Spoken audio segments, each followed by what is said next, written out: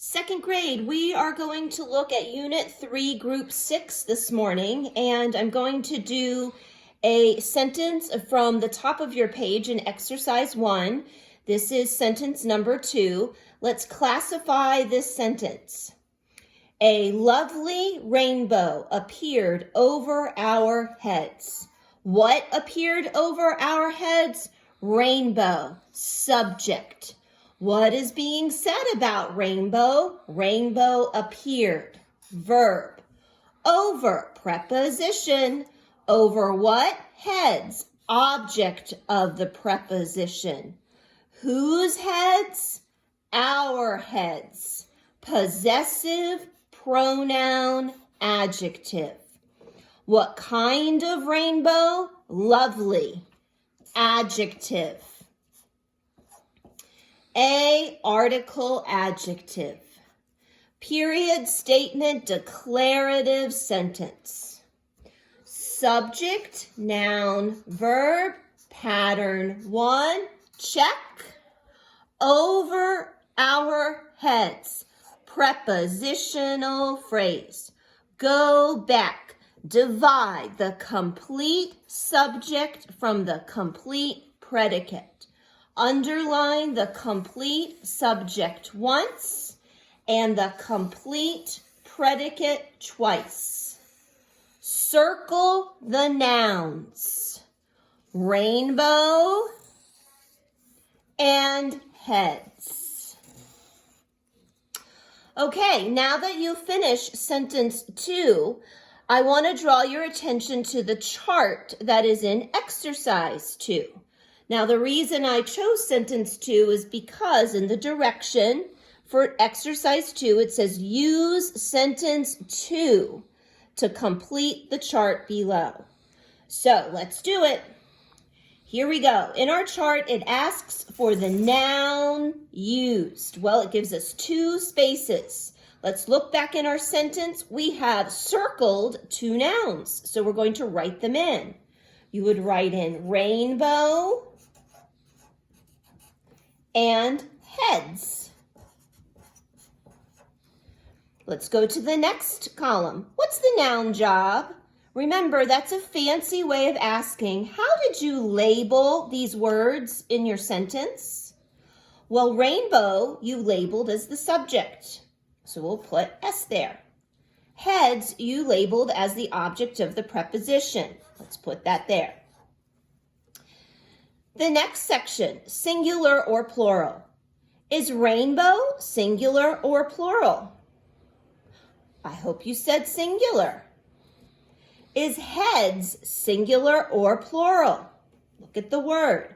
Remember, most words add just an S, spelling doesn't change. This is plural.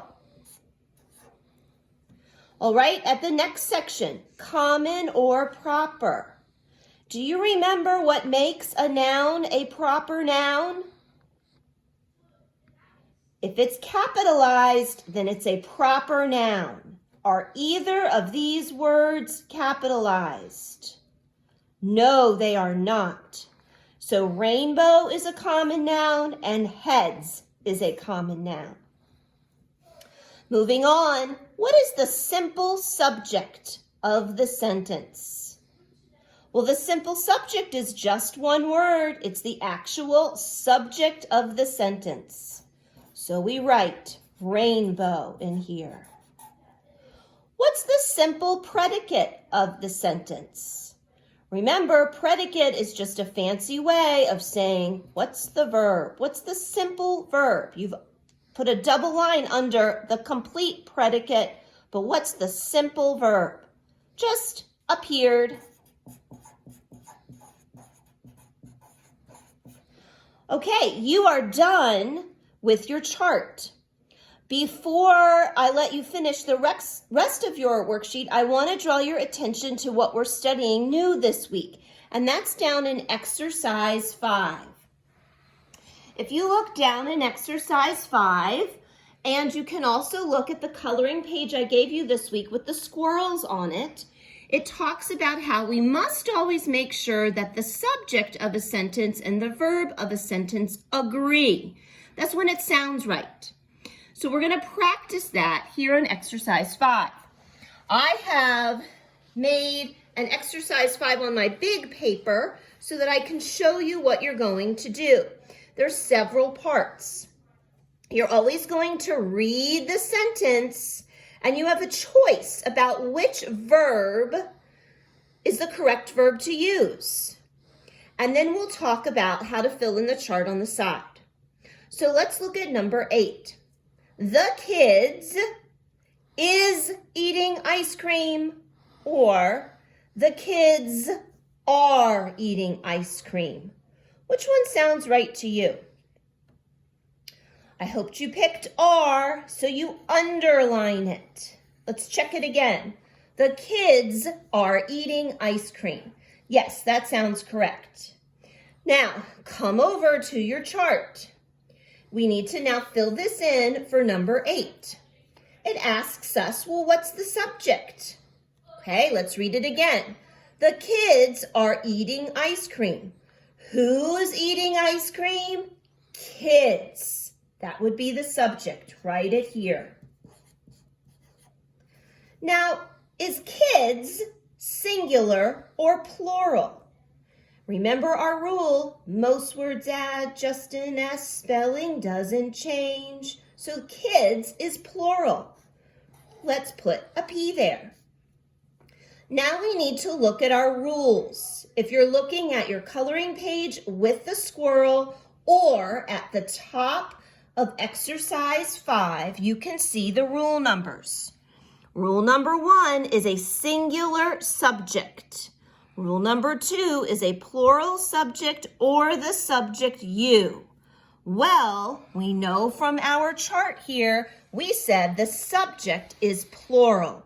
So we have to use rule number 2. Let's go on and do number 9. Read your sentence first.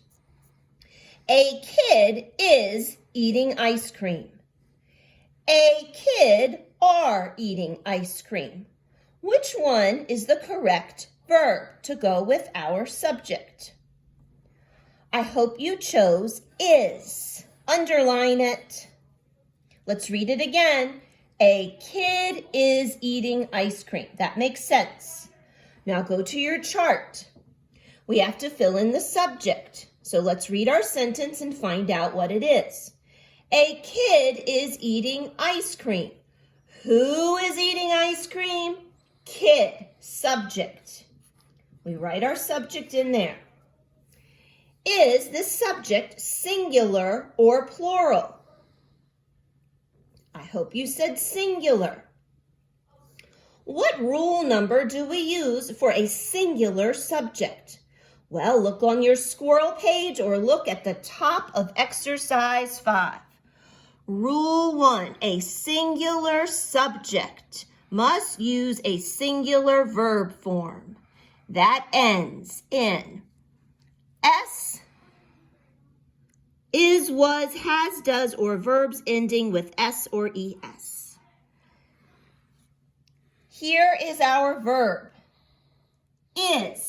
That fits with rule 1. It's a singular subject and there is. Okay, we've done number 9. Look at number 10. A boy is sitting on the table, or a boy are sitting on the table. Which one would you pick? I hope you said is.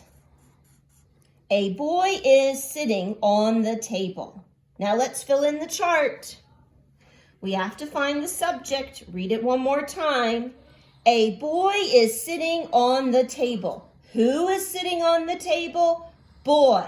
That's the subject. Write it here. Is boy singular or plural? I hope you said singular. Well, which rule do we use with a singular subject? Remember, we use rule 1, so you put a 1 there. Let's do number 11. 5 boys is sitting on the table, or 5 boys are sitting on the table. Which one sounded correct? I hope you chose are. Let's read it again. 5 boys are sitting on the table. Okay, now come over to your chart. What's the subject? Let's read it. 5 boys are sitting on the table. Who's sitting on the table? Boys. That's the subject. Is the subject singular or plural? Boys. That's plural. With a plural subject, which rule do you use? That's rule number 2. Okay, let's look at this last one. And this is interesting.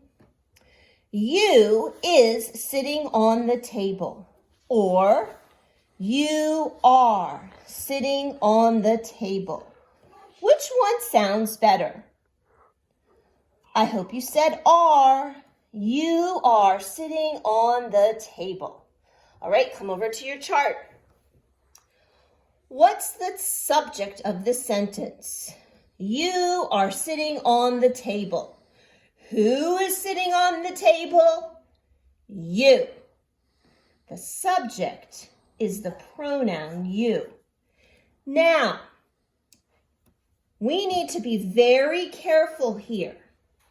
This is something that you need to remember and always refer up to your rules.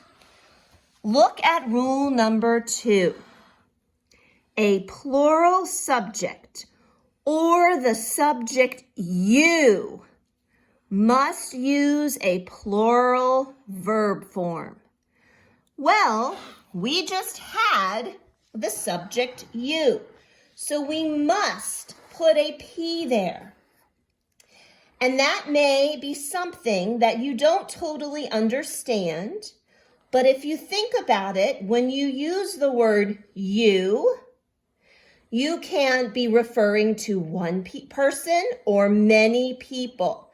And you will continue to realize this next year when you're taking Latin. So we will use the plural verb form. And of course, like we said, that's rule number 2. All right, this is how we will be doing exercises in our grammar worksheets with our new way of making sure the subject and the verb agree. Now go ahead and finish the rest of your grammar worksheet.